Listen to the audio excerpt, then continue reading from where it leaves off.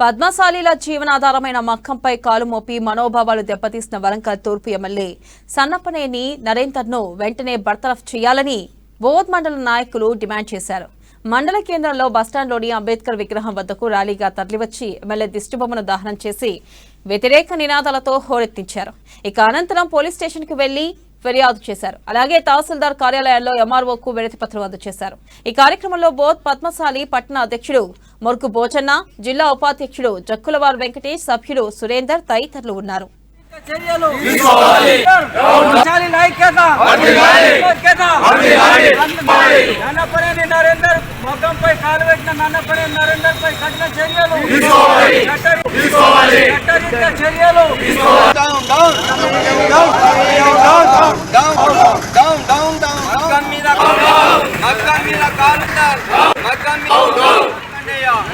ప్రచారాన్ని పురస్కరించుకొని వరంగల్ జిల్లా తూర్పుకు సంబంధించిన నన్నపనేని నరేందర్ అధికార టీఆర్ఎస్ పార్టీ ఎమ్మెల్యే గారు అక్కడికి ప్రచారానికి వెళ్ళడం జరిగింది.